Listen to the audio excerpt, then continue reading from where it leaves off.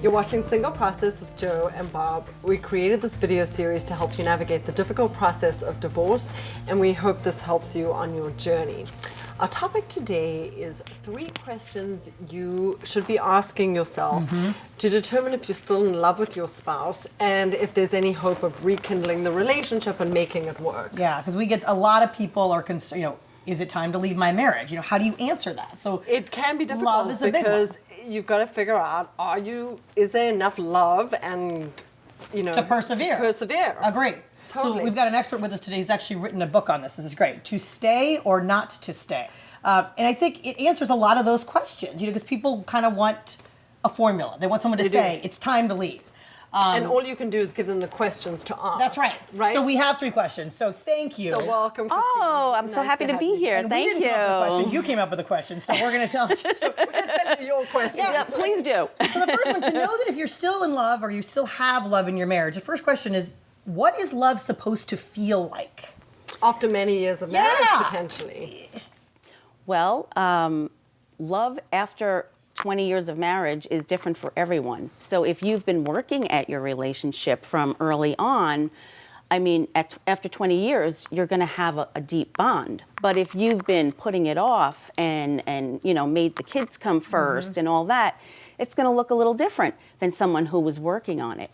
So, because those feelings of in love that you have early on in a relationship, obviously, they fade after a couple of years. I think people think they're going to get divorced and go out and have that again. You will. And you know what ends up happening? You end up with exactly the same set of problems, but without the history and without the kids in common. We know that the grass looks greener on the other side, but after a while, it's the same color. The grass is really blue. right. That's what and there's weeds coming out. And something you said in the pre-interview, which is that you may also, you've got to look at your whole life, not That's just, moments of it. Like, are you in love with your life? And is your partner part of that? Yes. In the greatest? Right. Many women have said to me, I love the life that we have. And that's not something to just poo-poo. That gives you security. That makes you, it gives you your identity in many ways. And then once you divorce, you kind of lose that a little bit because now you're not this couple. You're this divorced person. It's very different. Your persona changes completely. Right. All right, so another question to ask is, how do you feel about physical intimacy and just being with and connected to your spouse? Yeah, if you touch your spouse and you cringe, that's probably... Been there. Oh. Yeah, but one of the things that I like to say a lot is pay attention to how you feel, because when you're with your spouse, how do you feel?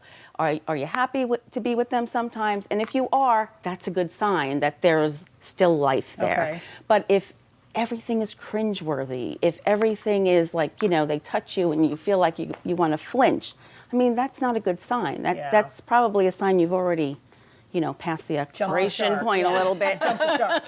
Right, Exactly. right. And then the third one is there still trust and respect? And really those are 2 different things, I think, but... Sometimes they interlace, but Sure. They do. Okay, They do. so to that point... Well, trust is the cornerstone of every relationship that you have. And there's many things that breach that trust. One of the big ones, of course, is infidelity. Yeah. This happens in quite a lot of marriages. And there are many that are able to get past it if they work on it. There's other issues of trust with stealing money, hiding money, all of those. Hiding addictions. Yeah. You're right, Yeah. gambling, all those kind of things. Those are kind of things that are kind of hard to get past. In some ways, I think infidelity, although that's devastating. It's devastating. If you're with somebody who wants to work at it and is willing to do the work, it can happen again. You can get that trust But again. there are other breaches of trust, which are sometimes endemic of the person being a habitual liar or just, Exactly. Somebody who just lies for the sake of lying. Okay. If you're married to someone like that, that's sort of a narcissist. Yeah, that kind of personality. Yeah. So if you still have the feelings of love, if you still have a connection through intimacy, and you have trust and respect in your relationship, then you've got a lot of good stuff to work with. You definitely have stuff to work with. Okay. And it's always a good idea if you're kind of teetering to go see a counselor, to go see a therapist. A marital therapist can really help, I've seen several. help put It's it together. I really believe that everyone should take a lot of time in making that decision to exit. Yeah. And I will tell you, before I got divorced, my ex and I went to 3 different marital counselors, and every one of them told him it was his anger, and he would not believe it. So after 3 marriage counselors, the third one said, I can't help you. Okay. And then There you go. There's your answer. And there you go. Okay. And then But I think a lot of people need that to be that concrete. you kind of do. Yeah. Yeah. Good for you for trying 3 times. Yeah. Good.